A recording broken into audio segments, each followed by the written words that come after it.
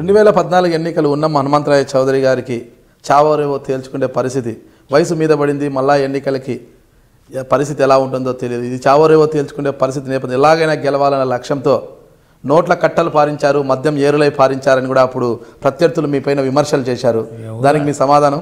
మా దగ్గర అంత డబ్బు లేదు. ఒకటి నెంబర్ 1 చంద్రబాబు నాయుడు ఇచ్చేటువంటి కూడా అది కూడా పెద్దగా లేదు, అటువంటి పరిస్థితి ఏం లేదు. కానీ వాస్తవంగా మేము ఖచ్చితంగా 100కి 100 రూపాయలు ఎవడు సర్పంచులు గెలిచిన పాటలే మేము ఖచ్చితంగా గెలుస్తామని మాకు అభిప్రాయం ఉంది.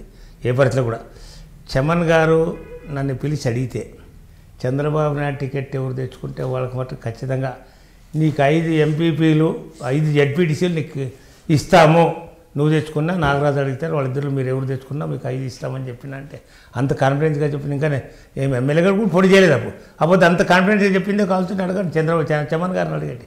అంత కాన్ఫిడెన్స్ నన్ను అడిగినాడు. ఏమొచ్చా ఎట్టానంటే చూడయ్యా మా 5 గెలుస్తాయి, కాకపోతే మీరు ఎవరు తెచ్చుకున్నా టికెట్ వాళ్ళకి చెప్పిన వాళ్ళకి ఇచ్చేవాడు కానీ చంద్రబాబు చెప్పిన వాళ్ళకి ఇచ్చేవాడు కానీ మీరు ఎవరు చెప్పినా కూడా నేను ఒప్పుకునేవాడు కాదు అని కూడా చెప్పిన పరిస్థితి. ఇంకోటి మీరు ఏదో బీసీలు అంటారు, బీసీలు గుర్తించిండేదే తెలుగుదేశం పార్టీ. వాళ్ళు ఎట్లా పక్కన మర్చిపోతారు, మీరు ఎట్లా భావిస్తారు?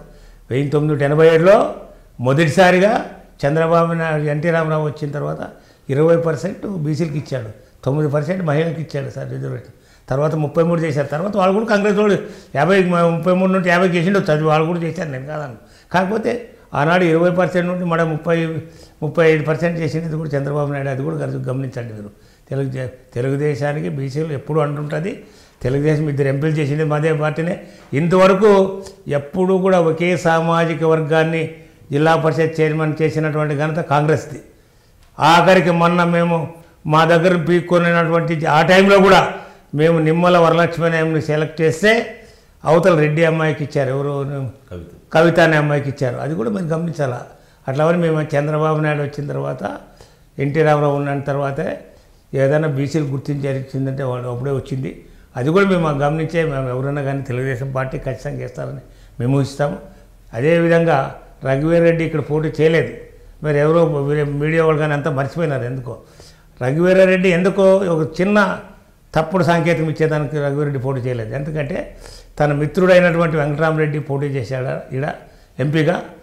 ఒక కమ్మోళ్ళ అబ్బాయి ఆ పిల్లోడు వాళ్ళ మనిషి ఉండొచ్చు కానీ వాళ్ళ తాత మంత్రి ఉండొచ్చు.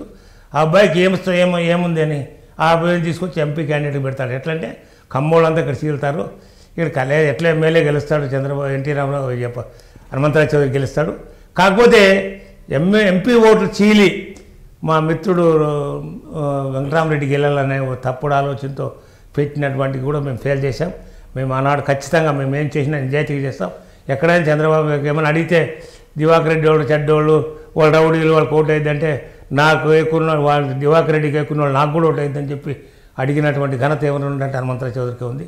అది మేమన్నా నమ్మిన సిద్ధాంతం పోతాం, పార్టీ ఏం చెప్తే అది తింటాం. అటువంటి పరిస్థితి మాకు తప్ప ఇంకొక ఆలోచన లేదు. నేను ఎమ్మెల్యే ఉన్న హనుమంతరాయ చౌదరిని మీరు హై డ్రీమ్ మీడియా చూస్తున్నారు.